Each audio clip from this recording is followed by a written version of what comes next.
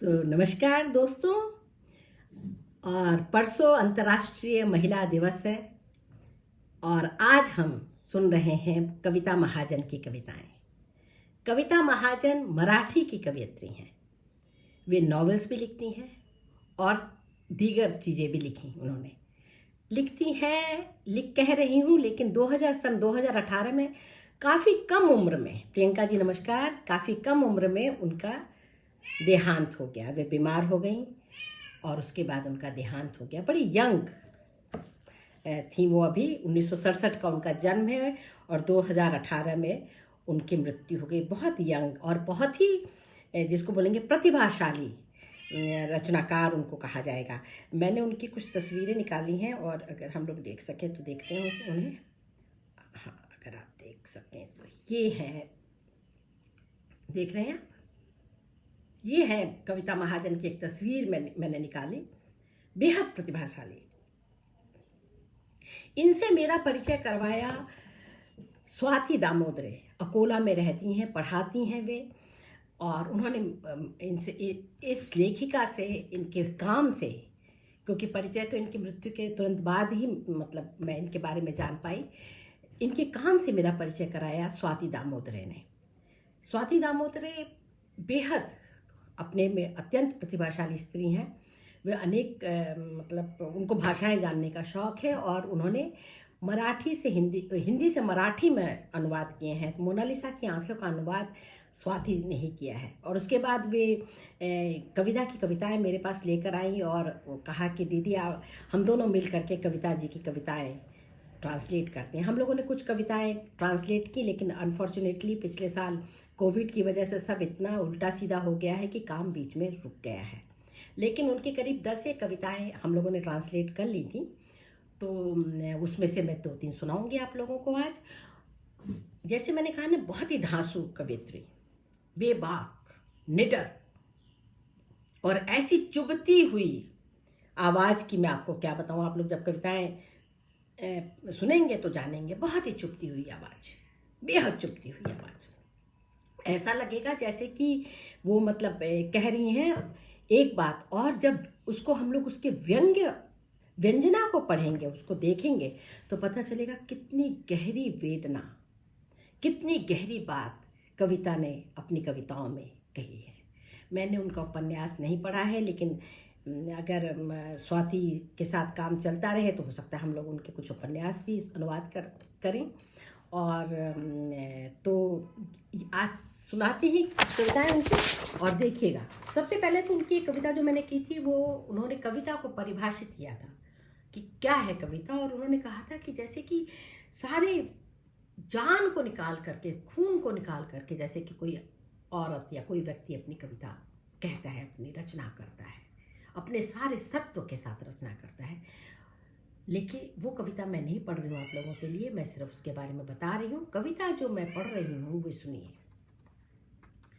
और उससे पहले सुनिए कबीर कूता राम का मोतिया मेरा नाम, गले राम की जेवड़ी जित खींचे तित जाऊं।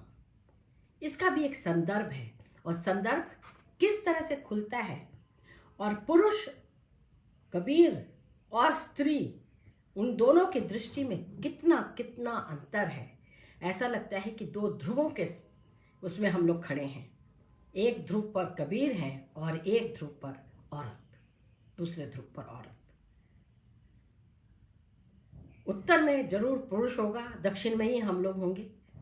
तो ऐसी स्थिति है हम लोगों की। तो सुनते हैं, सुनिए। हाँ मालिक, हाँ मैं आपकी गुलाम हूं मालिक, हाँ मैं आपकी गुलाम हूं मालिक। ये सारे बंधन मैंने अपनी ही इच्छा से स्वीकारे हैं। ये सारे बंधन मैंने अपनी ही इच्छा से स्वीकारे हैं, और अब मैं आजाद होना भी नहीं चाहती।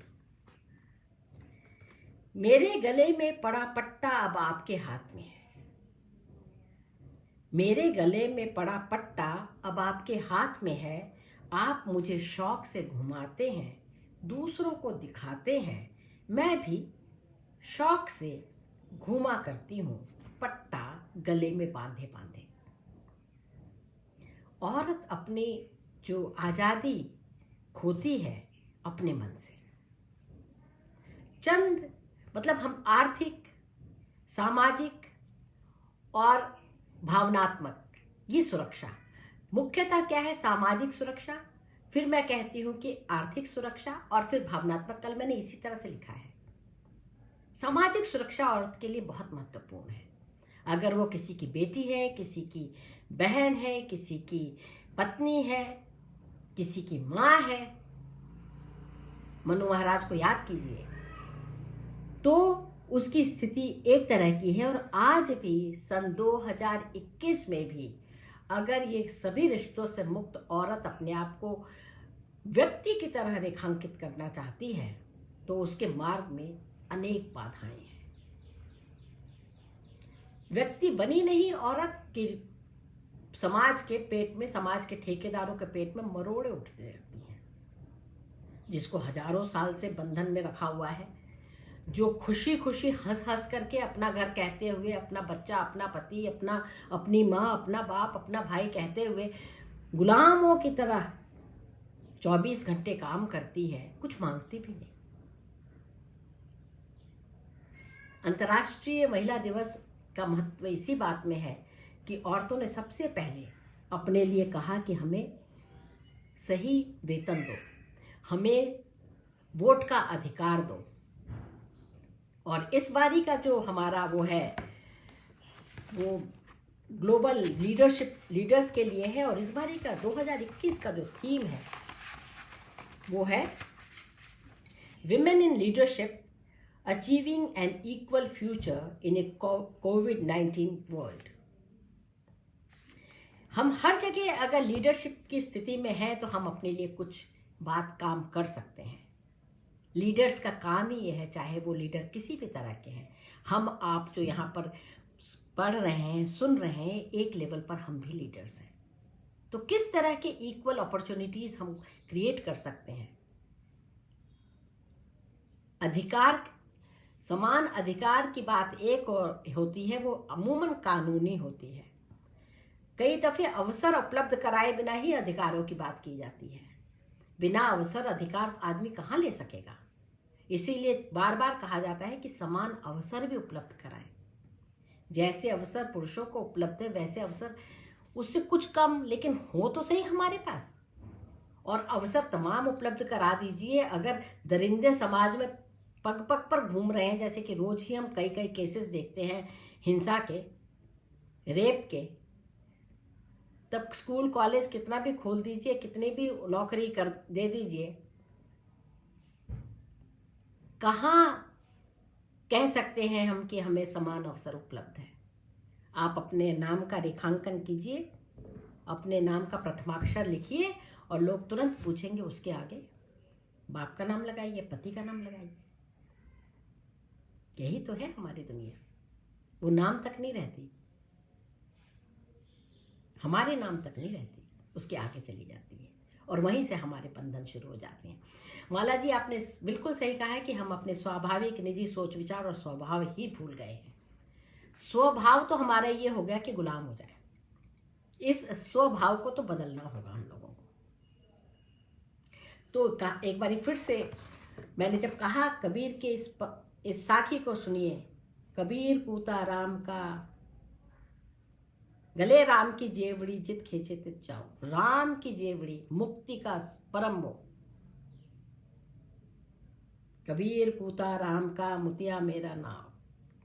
मैं राम का कुत्ता हूँ, समाज में किसी ठेकेदार का कुत्ता नहीं हूँ, किसी उसका कुत्ता नहीं हूँ, मैं राम का कुत्ता हूँ। क्योंकि मुक्ति, परम मुक्ति इसी से हासिल है। हम औरतों को यहाँ तक की मुक्ति नहीं होती कि घर से देहरी लांग करके बेधड़क बाहर चले जाएं। क्लेमिंग नाइट्स, रिक्लेमिंग नाइट्स की जब बात हो रही थी तो यही था कि रात के अंधकार में अगर औरत घूम सके तो सही मायनों में आजादी आई। तो मैं आपकी गुलाम हूं। हाँ, मैं आपकी गुलाम हूं। मैं सचमुच में आपकी गुलाम हूं मालिक। पति माने स्वामी, स्वामी माने गुलाम, एक मालिक और एक गुलाम। ये सारे बंधन मैंने अपनी ही इच्छा से स्वीकारे हैं। जितने भी बंधन हैं, चाहे वो खान पान के बंधन हो, चाहे वो सोच के बंधन हो, चाहे वो पहनावे के बंधन हो, और सबसे कठिन है सोच के बंधन से बाहर निकलना। मैं तो अपने से सवाल पूछती हूँ कि क्या मैं निकल गई? कितनी कोशिशें, लेकिन बार बार आदमी वहीं चला जाता है, पलट करके चला जाता है। कभी इसलिए कि शांति बनी रहे, कभी इसलिए कि बहुत प्यार आ रहा है, कभी इसलिए कि हाय हाय क्या बात है। ऐसा अनुभव तो हो ही नहीं सकता। जब तू पहली बार रोटी बेलेगी तो समझेगी कविता यही है, और जब पहली बार अपने बच्चे को अपने वक्ष से लगाएगी तो समझेगी कविता यही है। एक मेरी कविता है, बेटी के लिए कविता। और हम इसी तरह से शब्द को और तमाम चीज़ों को भूल जाते हैं।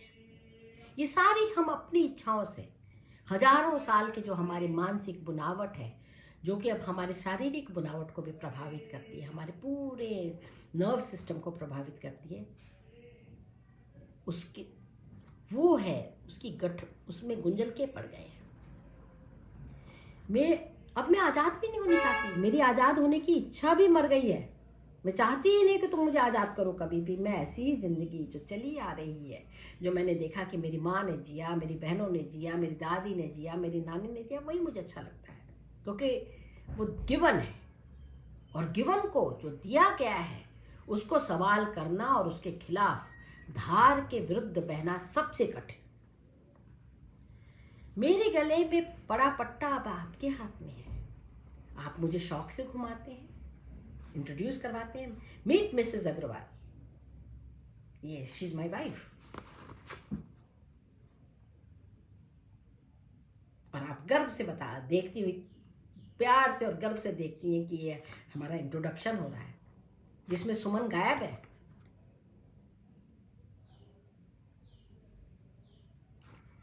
दूसरों को दिखाते हैं, मैं भी शौक से घुमा करती हूँ, पट्टा गले में डाले डाले। अब दूसरी कविता देखिए, इसमें तो इतनी गहरी बात है और ऐसी चोट है कि क्या कहें। मालिक, आप मुझसे बहुत प्यार करते हैं तो भी मुझे मुक्त करने की बात कभी ना कहा करें। आप मुझे बहुत प्यार करते हैं तो भी मुझे मुक्त करने की बात कभी ना कहा करें। क्यों? क्योंकि समाज ऐसा है। अगली क्या है?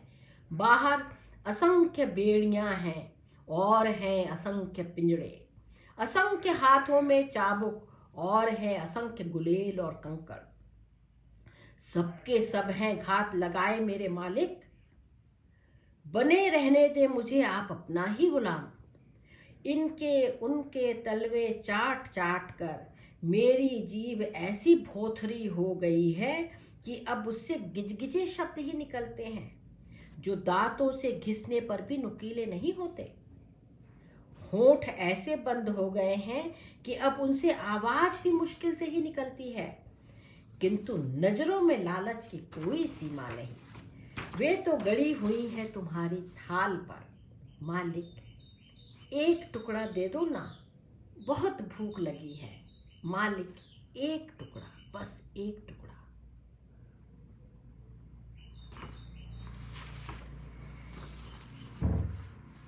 इसके साथ रहूं या उसके साथ, इससे मेरा विवाह हो या उससे विवाह हो, कितना फर्क होगा? कुछ ना कुछ बंधन, कुछ ना कुछ बेड़ियां तो होंगी ही, चाहे कोई कितना ही प्रोग्रेसिव हो, कितना ही कुछ हो। क्योंकि वो चाहे भी मुक्त करना, तो मेरी मानसिकता ऐसी है कि मैं मुक्त नहीं होना चाहती। औरत की मानसिकता ऐसी कि औरत नहीं मुक्त होना चाहती। कई बार तो स्थितियां नहीं होती, कई बार लोग ऐसे नहीं होते, संबंध ऐसे नहीं होते, और कई बार स्थितियां भी होती हैं, संबंध भी होते हैं, तो भी हम दिए हुए उसमें अपने जो धार चल रही है, लहर चल रही है, उसमें बहने में इतने मगन रहते हैं कि जिंदगी मानते और जानते हैं कि जिंदगी यही है। नाव वही चली जा रही है, कौन बेवकूफ उसमें से छलांग लगा करके तैरना शुरू करेगा? कितने जोखिम है तैरने में। कहीं सांस फूल गई, सांस नहीं आए तो आप डूब जाएंगे। कहीं किसी मगरमच्छ वगैरह कुछ दुबका बैठा वो खींच ले तो आप डूब जाएंगे, मर जाएंगे। कहीं किसी कोई मतलब नदी में जो वो तैरते रहते हैं, बेलें और ये सब चीजें होती हैं, उसमें कहीं पैर फंस जाए और आप उसमें से छुड़ाने लगे, तब तक सांस आपकी खत्म वो हो जाए और पता चला कि पेट में पानी भर के आप डूब गए। तो आप बिल्कुल समझ लीजिए कि और अगर मुक्त होकर के बाहर निकल भी जाया जाए तो कितने भेड़िए हैं, किसका शिकार हो जाए कोई कौन जानता है। आप मुझसे बहुत प्यार करते हैं तो भी मुझे मुक्त करने की बात कभी ना कहा करें। बाहर असंख्य श्रृंखलाएं हैं, असंख्य बेड़ियां हैं और हैं असंख्य पिंजरे। कितने बेड़ियां हैं, जाने कहां जाकर के कौन सी बेड़ी में पैर फंस जाए। कितने पिंजरे हैं, किस में बंद कर दी जाओ। असंख्य हाथों में चाबुक, असंख्य हाथों में चाबुक। जरा दृश्य की जो भयावहता है उसकी कल्पना करें। बेड़ियां हैं, पिंजरे हैं, चाबुक है, कहीं सुरक्षा नहीं है और हैं असंख्य गुलेल और कंकड़। चिड़िया जैसी चीज है, चिड़िया जैसा मतलब एक बिंब बन रहा है इसमें। पिछले वाले में कुत्ते का बिंब था, अब इसमें चिड़िया का बिंब है और जो पलट करके अंत में कुत्ता जैसा बन जाता है। चिड़िया का बिंब है। चाबुक से आप जानवर को मारते हैं, उसको वश में करते हैं। मनुष्य को मारते हैं, उसको वश में करते हैं। पिंजरे में आप जानवर को भी बंद कर सकते हैं, चिड़िया को भी बंद कर सकते हैं। असंख्य गुलेल और कंकड़। गुलेल से कई बार चिड़िया का शिकार किया जाता है। असंख्य गुलेल और कंकड़, सबके सब हैं घात लगाए मेरे मालिक। बाहर निकले, जाने कौन कौन कहां कहां घात लगा करके बैठा है। मेरे मालिक बने रहने दे मुझे आप अपना ही गुलाम। कम से कम मैं जान तो गई हूं, known enemy is better than unknown enemy और अननोन फ्रेंड। हुसोएवर अभी लग रहा है दोस्त है, लेकिन जानते नहीं है कि कितना बड़ा दुश्मन निकल जाएगा। ये दुश्मन है, लेकिन मुझे इसके बारे में मालूम है कि ये कैसा दुश्मन है, क्या क्या कर सकता है, अंदाजा है मुझे इसके। तो जैसे ये रखता है, जैसे मैंने इसके साथ एडजस्ट कर लिया है, ये प्यार से रखता है। कभी कभार चाबुक भी चला देता है, कभी मुझे कमरे में भी बंद कर देता है, गाली भी दे देता है, लेकिन फिर भी मैं जानती हूँ कि उससे आगे नहीं जाता। लेकिन बाहर जाने क्या हो।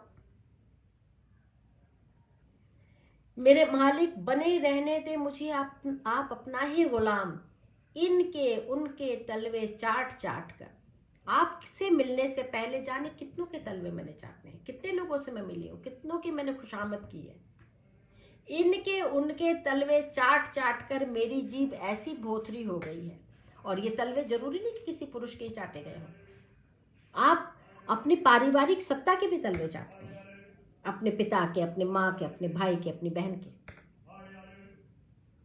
क्योंकि आपको काम निकालना होता है, उनकी खुशामद करनी पड़ती है, उनका मुंह ताकना होता है, प्लीज प्लीज कहना होता है। इनके उनके तलवे चाट चाट कर मेरी जीभ ऐसी भोथड़ी हो गई है कि अब उससे गिजगिजे शब्द ही निकलते हैं, मुंह से प्लीज ही निकलता है। बस एक बार चली जाओ बाहर मम्मी से मिलने के लिए। दोस्त आई हुई है अमेरिका से, कल ही चली जाएगी, बुला रही थी, चली जाऊं। ऐसे ही होता है ना। 5 मिनट में बात कर लूं फोन पर, बस चली जाएगी, कल अपने ससुराल वापस चली जाएगी।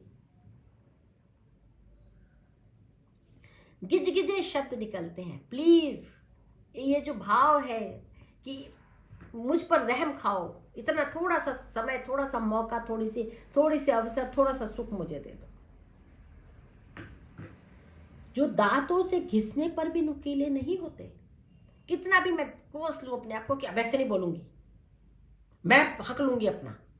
जब ये लोग घूमने जाते तो क्या मैं 1 घंटे के लिए नहीं घूम सकती? क्या मैं अपने दोस्त से नहीं मिल सकती?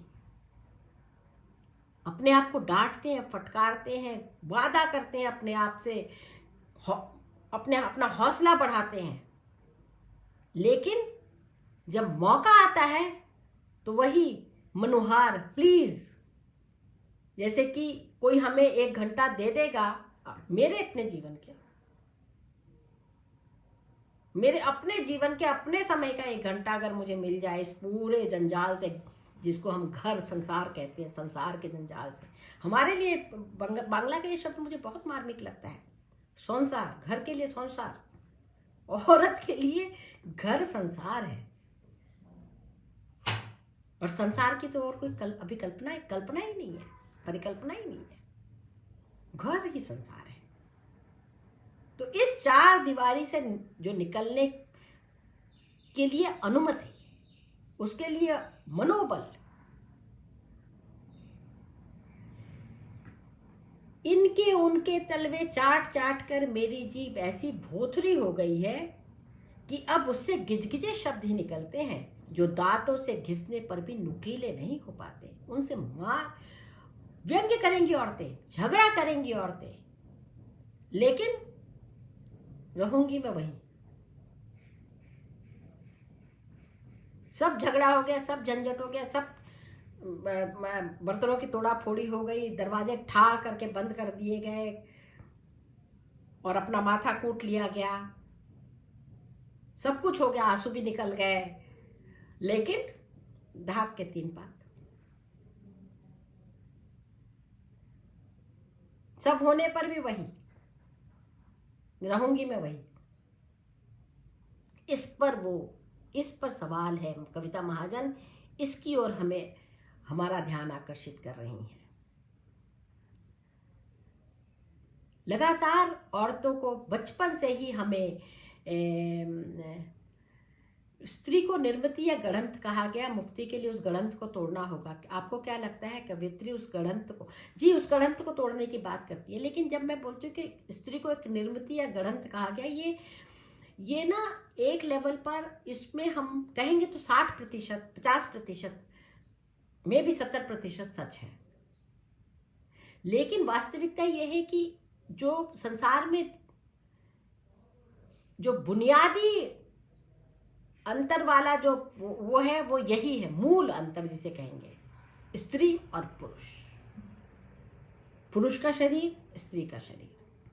और शरीर के गठन के साथ साथ जो मेंटल फैकल्टीज उसके अनुसार, मतलब खास तौर से स्त्रियों की, मैं पुरुषों की बात नहीं कर रही हूँ, स्त्रियों की मेंटल जो फैकल्टीज हैं उस तरह से विकसित होती हैं। तो एक लेवल पर हाँ, स्त्री एक निर्मिति है और उस निर्मिति को हम निरंतर, मतलब उसी पर बार बार वही शब्द दोहराते उसको हम गाढ़े से और भी गाढ़ा, उससे भी गाढ़ा करते चलते हैं। लेकिन ये एक 100% सच मेरी निगाह में नहीं है, 100% स्टेटमेंट नहीं है ये।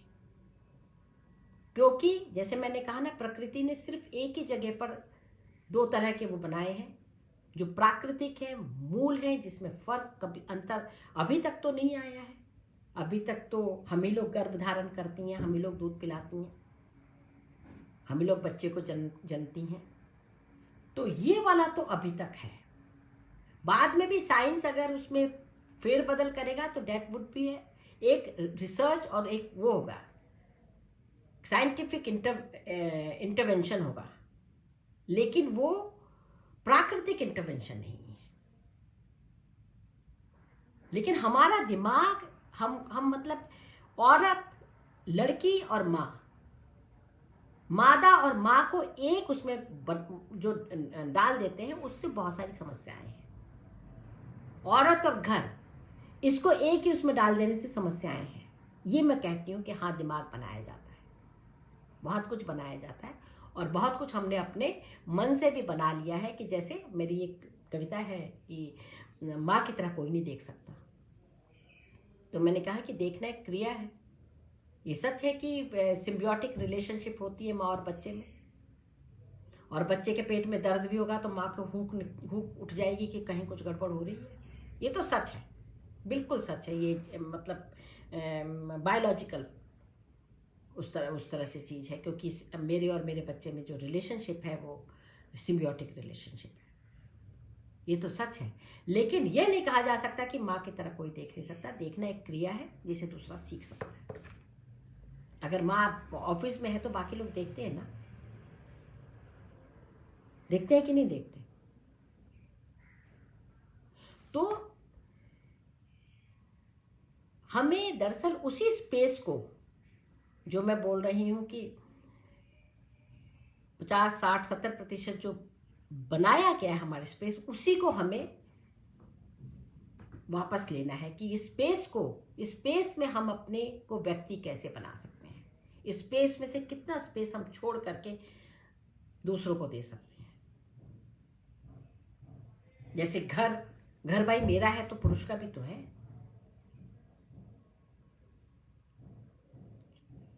लोग कहते हैं कि औरत आके आने पर घर बनता नहीं तो मकान रह जाता है। अरे ये मुहावरे हैं, इसको हम अपने दिमाग पर, हमें इससे थोड़ा सा मुक्त करना चाहिए अपने दिमाग को।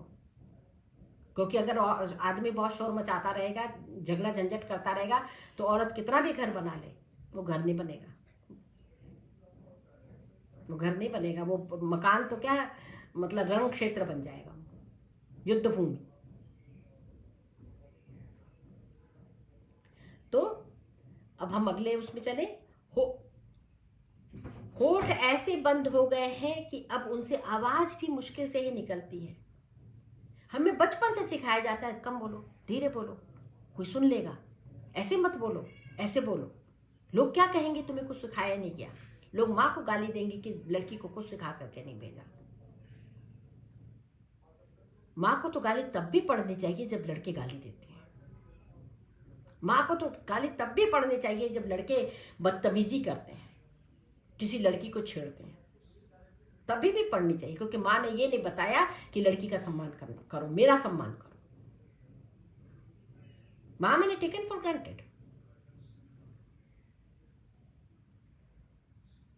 होठ बंद हो गए हैं। सही जगह पर सही बात कहने की ट्रेनिंग दी जानी चाहिए। और सही बात कहने का मतलब ये नहीं कि झगड़ा किया जाए। आप धीरे भी, बहुत मुस्कुराते, जरूरी मतलब अगर ठीक ठाक लगे तो, नहीं तो ना क्रोध में भी आप अपनी बात धीरे और मजबूती से कह सकते हैं। जरूरी नहीं कि उसके लिए तोड़फोड़ की जाए और जोर जोर से चिल्लाया जाए। आप अडिग रह सकते हैं। आखिर हमारी ही परंपरा में मीरा भी हुई है, जिन्होंने कहा राणा जी मैं बदनामी लागी मीठी।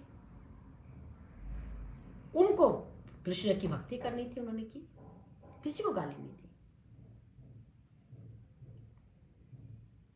जरूरी नहीं कि गाली देकर के बात की जाए। जरूरी है कि बात अगर सही है, आपको पूरा विश्वास है कि बात न्याय संगत और सही है और बिल्कुल उस पर वो करना चाहिए, तो उस पर अडिग रहना चाहिए। और बाई चांस आपको जिस भी समय लगे कि आपने गलती कर दी, गलती को स्वीकार कर लेना चाहिए, उस पर अड़े नहीं रहना चाहिए। मैं आप लोगों से एक बात कहूं, मैं आज ही सुबह सोच रही थी और कल मतलब आज जब मैं पढ़ती हूँ तो मैं इन सब चीज़ों को सोचती हूँ, और मुझे आर्किमिडीज का वो लिवर वाला प्रिंसिपल याद आया कि अगर मुझे पृथ्वी से अलग खड़े होने की जगह मिल जाए तो मैं एक बेलचे से इस पृथ्वी को उठा दूंगा। लिवर का पूरा जो उनका प्रिंसिपल है वो इसी से है कि आप जरा सा दूर खड़े होकर के बहुत कम उसमें एक बहुत भारी चीज उठा सकते हैं। लिवर का प्रिंसिपल ये है। अगर धरती से, पृथ्वी से अलग खड़े होने का मौका मिल जाए तो मैं पृथ्वी को उठा सकता हूँ। मैं इस बात को जानती हूँ कि हम औरतों के लिए पृथ्वी से और इस संसार से अलग कोई जगह नहीं है। हम कहीं और जगह खड़े होकर के इस संसार को बदल नहीं सकते। हमें यहीं इसी जगह पर खड़े होकर के इसको बदलना होगा।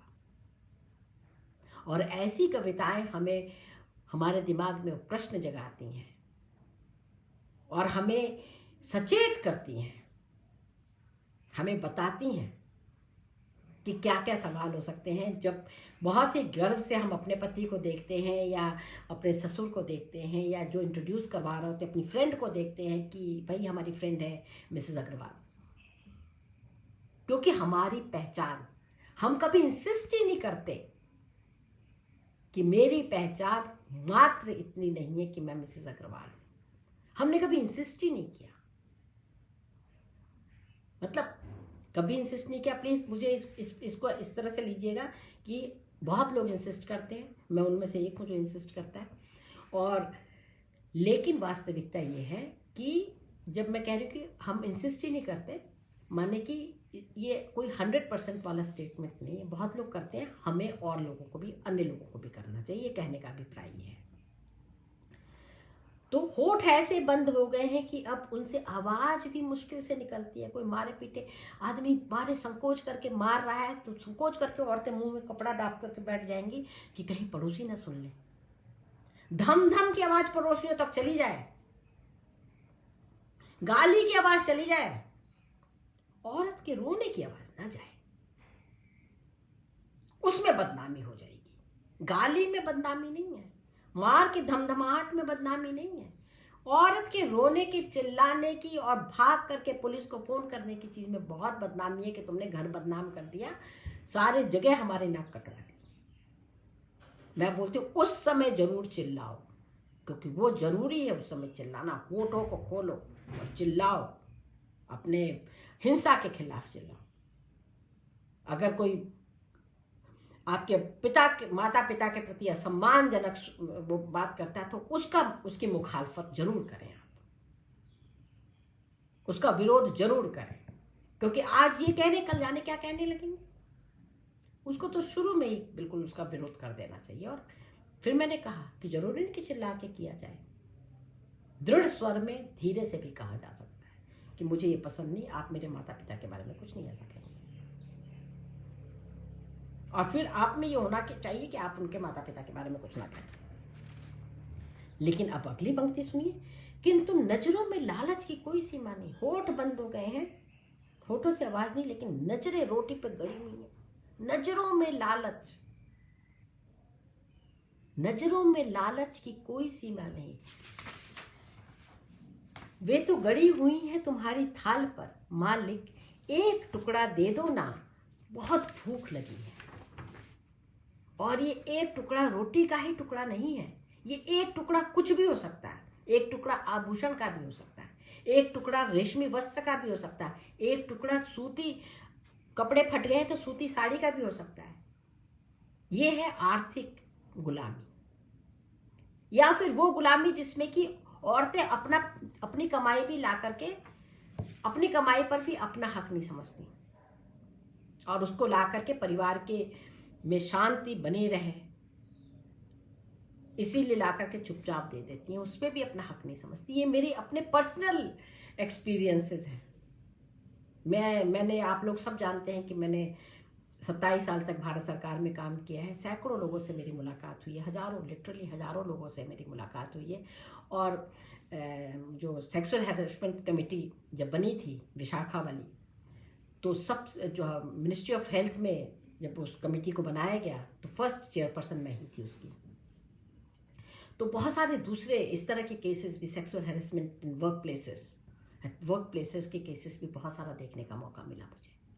और छोटी छोटी चीज़ें जो ऐसे ही चुपचाप, मतलब जैसे आपके पास एक बड़ा अजीब सा फ़ोन आया, मैडम जी अब सोचिए कि कोई मतलब देवी है जिनका नाम शैल है, मान लेते हैं हम लोग, शैल है क्या, उससे बात करवा दीजिए। तो मैडम जी ने घंटी बजाई और कहा कि भाई शैल को जरा सेक्शन से बुला दीजिए। तो ये देखने के लिए कि शैल ऑफिस में ही है कि कहीं और चली गई है, कहीं ऐसा तो नहीं कि ऑफिस में नहीं है, कहीं घूमने चली गई है। तो शैल ने एक बारी मुझे बताया कि मैडम वो चेक करती है मेरी सास, उन्हें बड़ा शक है मुझ पर। और मैं उस लड़की को सारा दिन देखती थी कि वो बैठी रहती है, काम करती रहती है, बड़ी सिंसियर लड़की थी। लड़की क्या माने औरत, तो मुझसे उम्र में बड़ी थी वो। तो मैं फिर वो एक आध बार और हुआ तो मैंने कहा जी वो अभी अभी मैंने उसको भेजा फाइल लेकर के, बॉस को फाइल देने गई है, आती है तो मैं बताती हूँ, क्योंकि पूछ के ही जाते हैं लोग कि मैडम जरा सा जा रही हूँ मैं, आती हूँ आधे घंटे में 1 घंटे में। ऐसा भी होता है, एक बार ऐसा भी हुआ कि किसी ने मुझसे पूछा मैडम वो इसकी सैलरी कितनी है, तो मैंने कहा भाई मैंने उसका सैलरी स्लिप तो रखा नहीं कि सैलरी स्लिप में सारे अपने स्टाफ की सैलरी स्लिप रखे रखूं। वो इतना पैसा देती है, मैंने कहा दे तो देती है, सारी की सारी इतना ही, इन्हीं का स्केल इतना ही है तो इतना ही होगा। बाद में मुझे पता चला कि मैडम वो जो डीए वगैरह मिलता है या मुझे जो ओवर टाइम वगैरह मिलता है उसके बारे में बताइएगा मत, वो मैं अपने पास रख लेती हूँ, क्योंकि कई बार ऐसा होता है कि जल्दी में स्कूटर वगैरह लेना पड़ता है, ऑफिस के लिए लेट होते हैं, कई बार कुछ खाने को भी मन करता है, कई बार छोटी मोटी बिंदी बिंदी भी लेनी होती है। तो सैलरी सारी दे दी, और वो जो यदा कदा मिलने वाला ओवर टाइम जो औरतों को वैसे भी इतना कम मिलता है क्योंकि वो चली जाती हैं जल्दी, या डीए का वंस इन ए वाइल जो मिलता है, उस पर निगाह।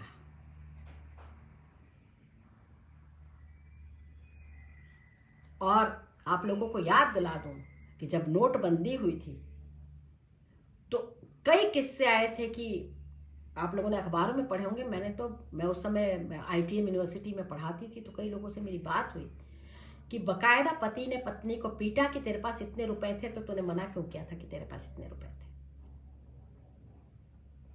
लड़कियों ने आकर मुझे बताया कि पापा ने मां को पीटा।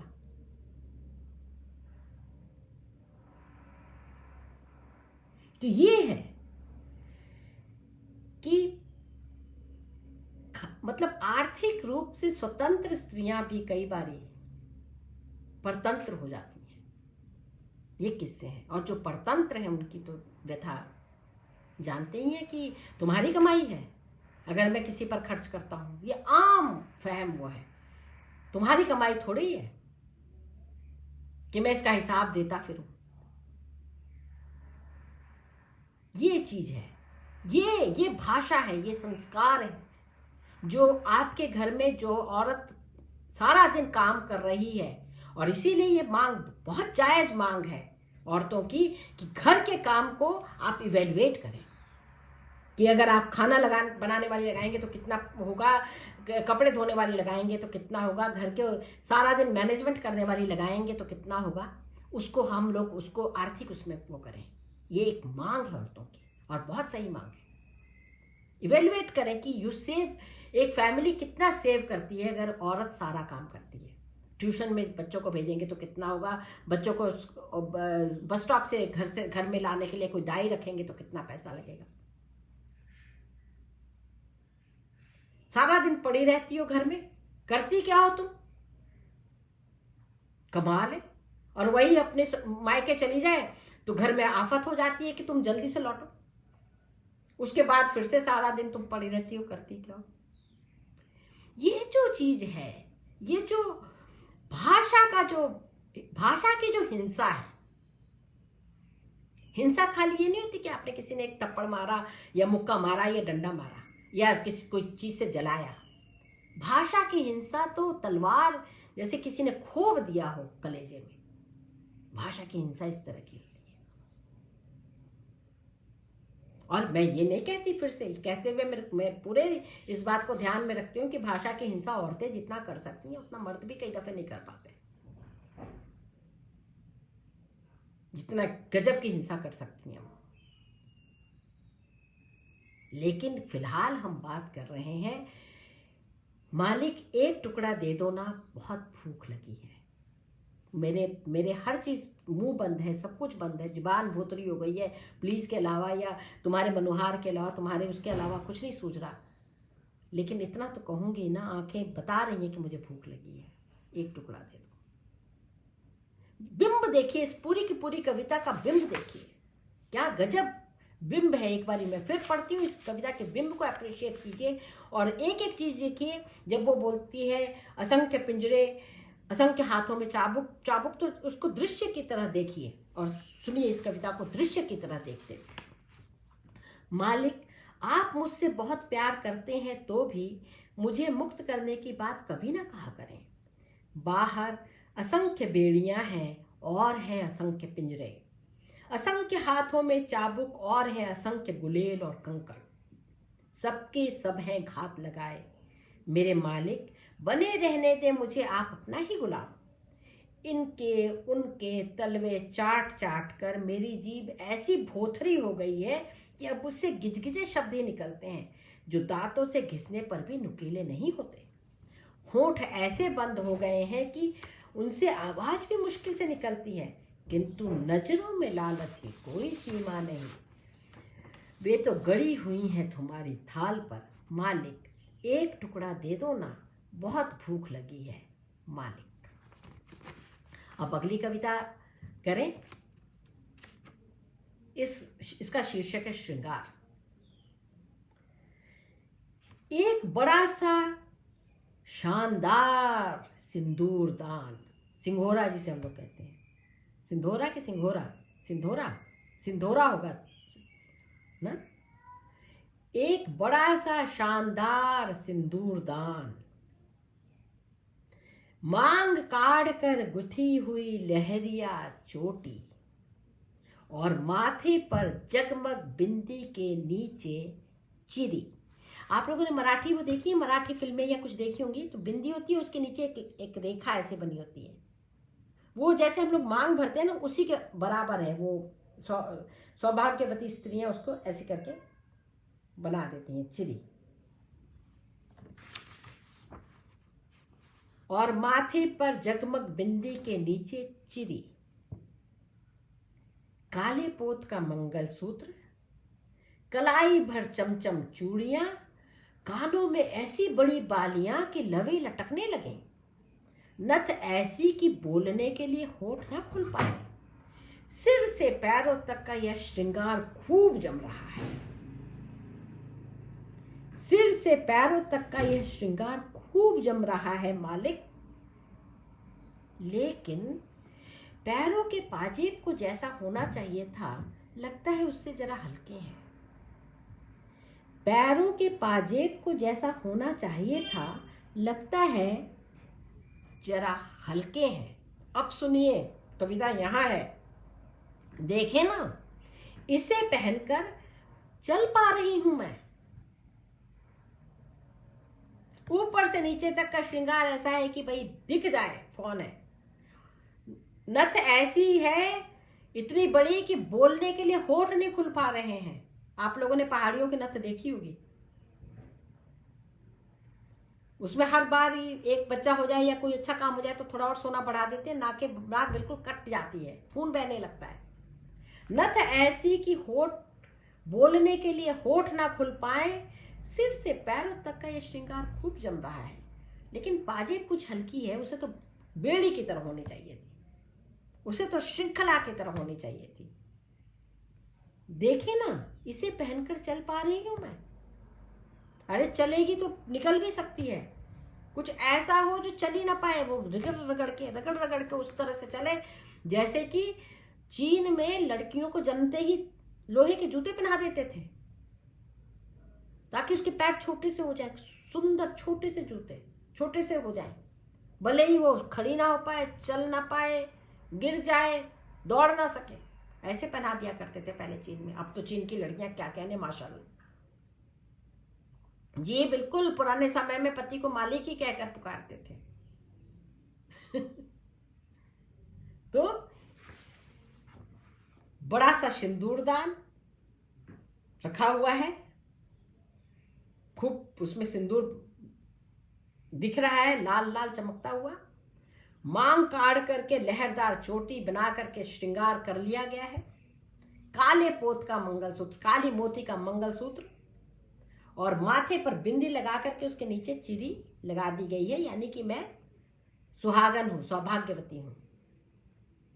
कलाई में भर करके चमचम चमचम चूड़ियां, की दूर से ही, मतलब हमारी एक सहेली थी, जब हम एमए पढ़ते थे तो बोला करती थी कि मुझे बहुत अच्छा लगता है, मैं इतनी सारी चूड़ियां पहन करके रोटी बनाना चाहती हूँ कि छन छन छन छन बजती रहे।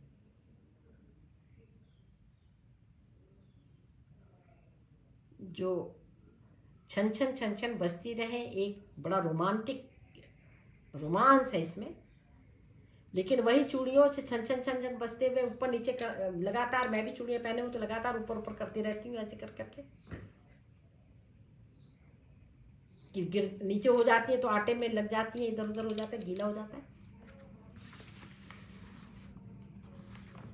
नथ ऐसी कि बोलने के लिए होठ न खुल पाए, सिर से पैरों तक श्रृंगार खूब जम रहा है, लेकिन मालिक पैरों के पाजेब को जैसा होना चाहिए था लगता उससे थोड़ा हल्के हैं। देखे ना, इसे पहनकर चल पा रही हूं मैं। यानी पाजेब ऐसी हो, यानी कुछ ऐसी चीज हो जिससे कि और मैं बंध जाऊं। ये है संस्कार। मैं कविता महाजन की कविता आज इसीलिए पढ़ रही हूं कि ये हमारे संस्कारों को झंझोड़ने वाली कविताएं हैं, उन्हें कुरेदने वाली कविताएं हैं, और बता रही हैं कि जिस चीज को हम कहते हैं कि पाजेब इतना भारी था कि चला नहीं जा रहा था मुझसे, तो भाई ऐसा पाजेब मिला मुझे, चला नहीं जा रहा था मुझसे तो भाई ऐसा पाजेब मिला। सुनिए तो, सोचिए तो कि उसके पीछे आप क्या सोच रही और क्या कहा जा रहा है। कोई ये कहे कि चला नहीं जा रहा, कितनी मुश्किल की चीज है कि चला नहीं जा रहा। इतनी बड़ी बड़ी हील पहन लेती हैं औरतें और चला नहीं जाता, सिर्फ इसलिए कि जो सुडौल कमर और मतलब नितंब हो, इस तरह से डोले की अच्छा खूबसूरत लगे। बाप रे बाप, कितना अत्याचार। उसके बाद पिंडलियों में दर्द, कमर में दर्द, नितंबों में दर्द, रीढ़ की हड्डी में प्रॉब्लम, उन सबको झेलने के लिए तैयार है, क्योंकि सौंदर्य का पैमाना ये है भाई। हम पैमाना नहीं बदल सकते कि भैया हम तो स्नीकर्स पहन करके साड़ी पहनेंगी क्योंकि आई फील कंफर्टेबल, मैं तो फ्लैट पहन करके साड़ी पहनूंगी, मुझे अपना कंफर्ट लेवल देखना है। क्या फर्क पड़ता है कि साड़ी फॉल तो वैसे भी खूबसूरत लगी जाती है, ऐसी तो कोई बात नहीं। तो ये जो सौंदर्य के सारे पैमाने हैं कि कलाई भर करके चूड़ी की आदमी लिखने बैठे तो कष्ट होने लगे,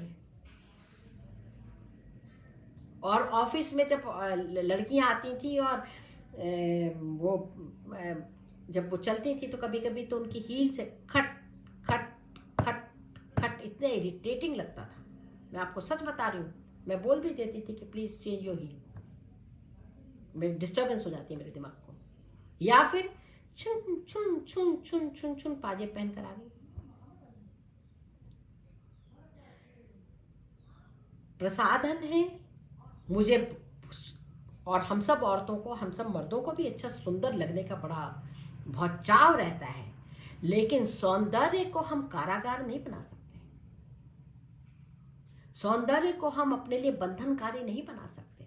और सौंदर्य का पैमाना हमें तय करना है कि मैं कैसे सुंदर लगना चाहती हूँ, किस रूप में सुंदर लगना चाहती हूँ। क्या सौंदर्य सिर्फ ये है कि मैं जो एक पैमाना खींच दिया गया है कि मैं 0 साइज की हूं वो सौंदर्य है? नहीं भाई, मैं 0 साइज की सौंदर्य नहीं चाहती, क्योंकि मैं जानती हूँ कि 0 साइज के सौंदर्य के बाद मुझे मेरे हड्डियां कमजोर हो जाएंगी। ये मुझे कहने का साहस होना चाहिए, और उससे पहले मुझे जानना चाहिए और अपने मन में कन्विंस होना चाहिए कि 0 नंबर का मेरे को सौंदर्य नहीं चाहिए। सौंदर्य का मुझे अपना पैमाना रचना होगा, अपने शरीर के हिसाब से, अपने मन के हिसाब से, अपनी स्थितियों के हिसाब से, अपनी परिस्थितियों के हिसाब से।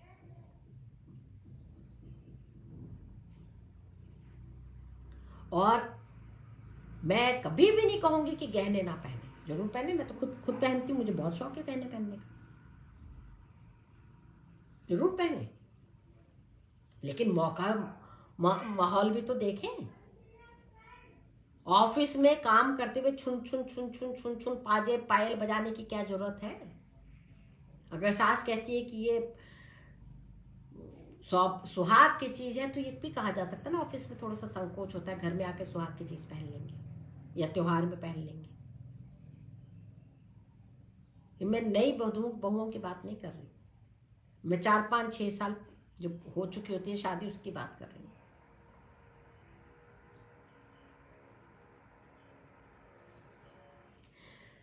सब दिसंबर और जनवरी की सर्दी में सर्दी ठिठुरते हुए भी अपने आप को बहुत बहादुर दिखाते हुए स्लीवलेस ब्लाउज पहन करके जाना, वो एक तरीका बन गया है। क्या हम उस तरीके को नहीं वो कर सकते, क्वेश्चन कर सकते? शरीर ही क्यों उपकरण, हम हरदम शरीर को ही क्यों उपकरण बनाएं? स्त्रियों के लिए शरीर ही उपकरण क्यों हो? क्योंकि हमारे दिमाग में ये सोच बन गई है। ये भी तो उपकरण हो सकता है। जिस दिन ये उपकरण बन जाएगा ना, उस दिन साज सज्जा वगैरह सब होता रहेगा, लेकिन अपने हिसाब से, अपने तरीके से। उस समय भी हो सकता है स्लीवलेस पहन करके ही जनवरी की सर्दी में शादी अटेंड की जाए, लेकिन इसलिए नहीं कि वो क्या कहेंगे कि हमने स्वेटर पहन रखा है। वो क्या कहेंगे? किसी को फुर्सत नहीं होती कहने की, और कहें तो कहें अपने यहां से सुनो, यहां से निकालो। लोग क्या कहेंगे? जाने ये लोग होते कौन है, कहाँ रहते हैं, किस ग्रह के निवासी होते हैं?